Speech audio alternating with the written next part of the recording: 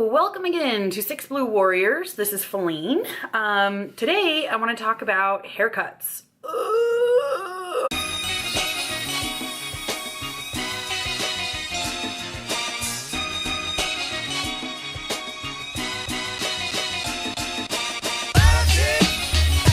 Okay, so I remember when haircuts used to be something that would almost make me cry, just the idea of having to give my oldest son a haircut.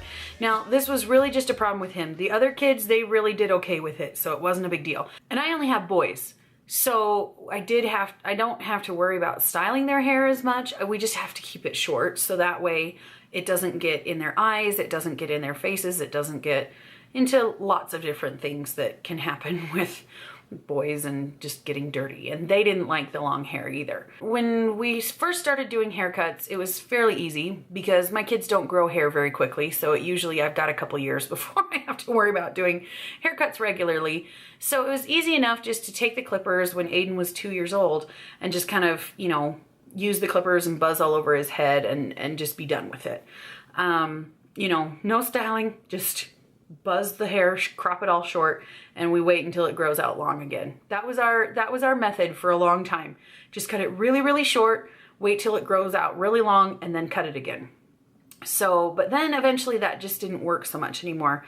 And I remember one of the last haircuts that we gave him before we started to find something else that worked was I was sitting there and I had my arms clamped around him while he was strapped to the booster seat in the chair. So we put him in the chair so he couldn't, you know, it was easier to reach him. I held him, you know, held his arms so he couldn't whack his hands up to get cut by the clippers or anything like that. But he had just gotten so big by the time he was 3 or 4, that it was really, really hard to get him a haircut. And he's just bawling and he's crying and he's so upset. And I was so upset because I felt like I was so mean for holding him still to get him a haircut. And, you know, it was just, I was crying, Aiden was crying. It was just, the only one who wasn't crying at the moment was Chris. But, you know, he's a man. He's tough.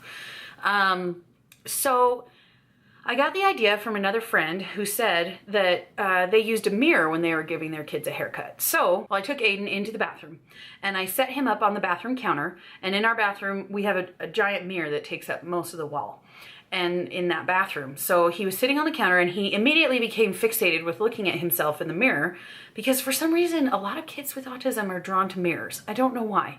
But anyway, he was immediately fixated at looking at himself in the mirror, and I had a ginormous bag of Swedish fish on the other side of the counter. So I got the clippers out, I got everything all ready before I brought him in, and so I brought him in, I plopped him down on the counter, and he was looking at the mirror and I gave him a Swedish fish. And at first, it was a matter of giving him a Swedish fish like every 15 seconds or something like that. Oh, great. I love how you're holding your hand still. Oh, great. You know, and he let me do cut his hair without screaming and yelling. Did he like it? No. And it's always uncomfortable when you get a haircut. You get those little tiny hairs on prickling your skin and stuff. But he was very uncomfortable, and usually we could only get through about half a haircut before he really was just starting to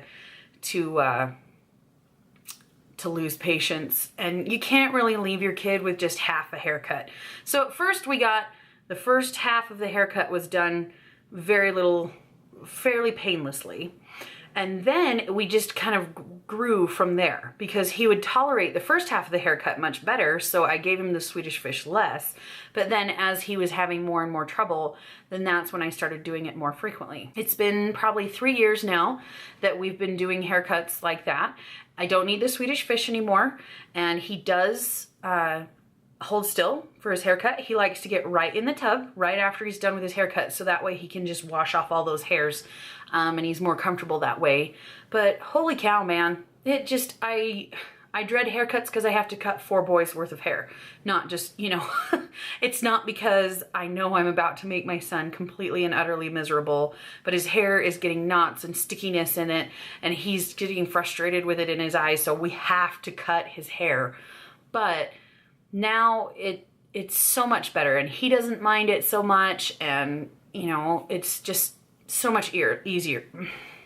It's just so much easier to cut his hair for everyone involved. So again, giving them a mirror to be able to see what's happening, because that was the other thing that he was nervous of. What are you doing back there? What are you doing back there? What are you doing? What are you doing? So he could see what was going on with his head and what I was doing, and then he could see that it didn't hurt. And I did ask him at one point if he wanted clippers or scissors, and he was more comfortable with the clippers. And we just started out with treats at various intervals at the beginning, and then we were slowly able to fade the treats out. And now he doesn't get treats for getting his hair cut anymore. He doesn't, you know, he's too grown up for that. So anyway, good luck with getting kids' haircut. I hope these tips were helpful for you, and good luck with your haircuts.